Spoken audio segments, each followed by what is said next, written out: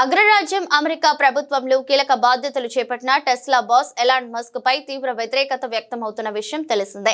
Trump ఏర్పాటు చేసిన dose శాఖ అధిపతిగా ఆయన తీసుకుంటున్న నిర్ణయాలపై పలువురు ఆగ్రహం వ్యక్తం చేస్తున్నారు.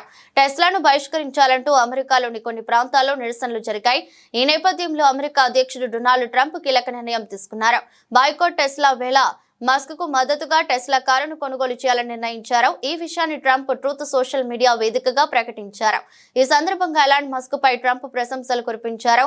ఎలాన్ మస్క్ గొప్ప అమెరికన్ అని, యుఎస్ ను గొప్ప దేశంగా మార్చేందుకు ప్రయత్నిస్తున్నారన్నారు. అందుకోసం అతను అద్భుతంగా పనిచేస్తున్నట్లు చెప్పారు. కానీ రాడికల్ లెఫ్ట్ భావజాలం కలిగిన కొందరు వ్యక్తులు కావాలని కుట్రపూరితంగా టెస్లాను బహిష్కరించాలని ప్రయత్నిస్తున్నారని ట్రంప్ వ్యాఖ్యానించారు. టెస్లా ప్రపంచంలోనే గొప్ప ఆటోమేకర్లలో ఒకటని అభివర్ణించారు. మస్క్ కు మద్దతుగా తాను రేపు ఉదయం సరికొత్త టెస్లా కారును కొనుగోలు చేయనున్నట్లు ప్రకటించారు. అమెరికాను మళ్లీ గొప్పగా మార్చడంలో సాయం చేస్తున్న మస్క్ ను ఎందుకు శిక్షించాలి అంటూ ట్రూత్ లో రాసుకొచ్చారు. ప్రస్తుతం ఈ పోస్ట్ వైరల్ అవుతుంది.